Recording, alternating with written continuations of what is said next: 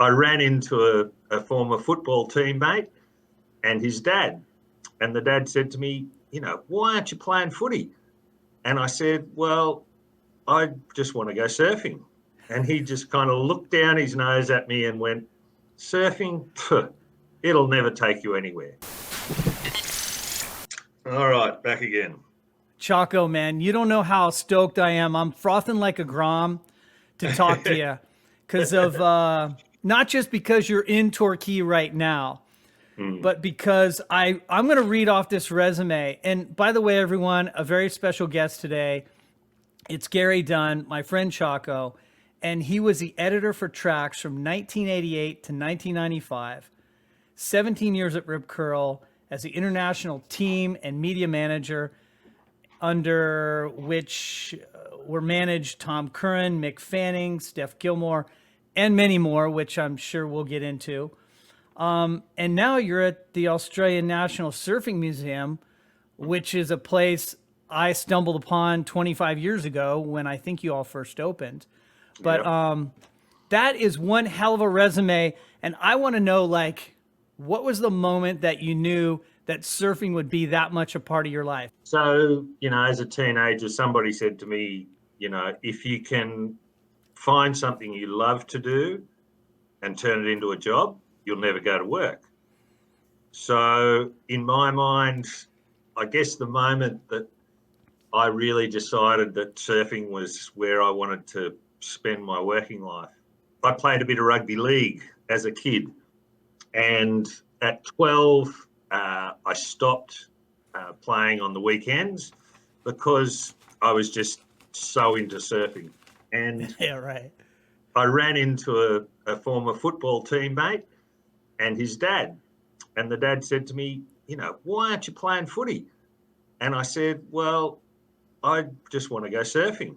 And he just kind of looked down his nose at me and went, surfing? Pff, it'll never take you anywhere. So I love it. At that point, I thought, that guy's got no clue. And yeah, 30 odd years later, I've had an absolute treasure of a life, doing literally coming to work every day with a smile on my face because I'm dealing with surfing and talking about surfing, and it's a positive thing. My background in journalism was in tabloid journalism for Murdoch, and it was ambulance chasing and what they call in the trade death knocks. So you go and knock on the door of somebody who's been of the relatives of somebody who's died, and it was terrible. It was just constantly negative. And so when I got the chance to join Tracks, I just jumped at it. It was so refreshing to get back to, the fraternity that I'd grown up in. That was really, the first thing about joining Tracks. It was something I'd read the first issue. My older brother had brought the first issue home, and I'll never forget looking at that and thinking, wow, it'd be pretty cool to write about surfing for a living. And I got to do it. So stoked, and just incredibly grateful for all the opportunities surfing's provided to me. Alongside with, I guess, my ambition to just see surfing just more generally respected. I grew up at a time. For sure. I grew up at a time when surfers were, in Australian terms, were seen as pot-smoking, dole-bludging hippies. Right. And were good for nothing. But the pro era from the early 70s, once that started, it was, I think it was, always meant to be something that lots of people love to look at. Yeah, I can't relate more to that, and especially the part about the guy looking down his nose at you. I got the same thing from my old man Yeah. because skateboarding and surfing wasn't going anywhere. And, Mm. now we've got Olympics and all this stuff going on, X Games Yeah. and, at maybe some sacrifice to the hardcore, but beyond that, it's a dream kind of life that you have there, and I totally respect it. And I wanted to say this about you use the word refreshing in talking Mm. about tracks.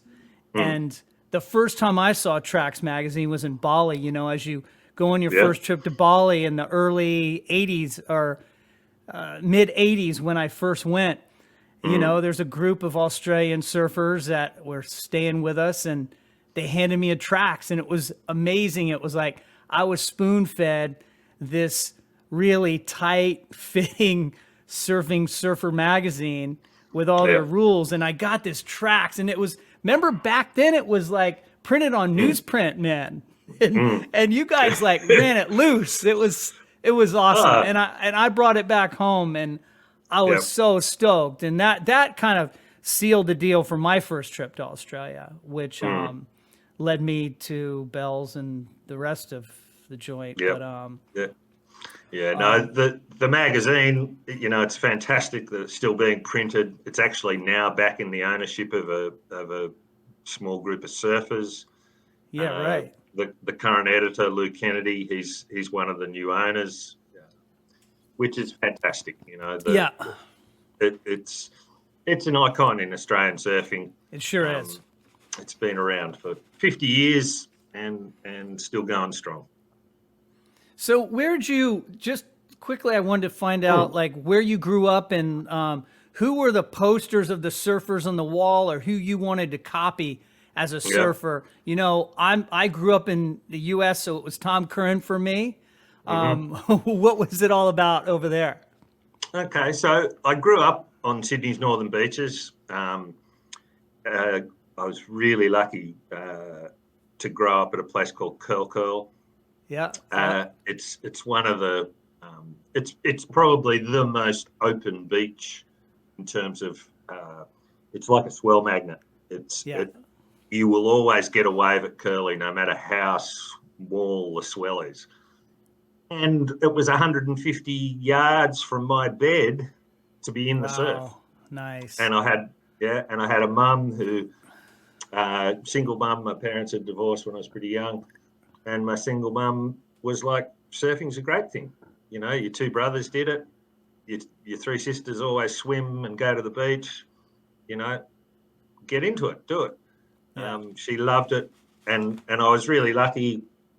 I had by the time I was like 15, I had 40 male friends, basically treating our house as a second home, and they all left their boards there, and so it was party central. It was great fun. I had an idyllic adolescence, and competed a bit up to state finals level. But growing the northern beaches back then was a small place.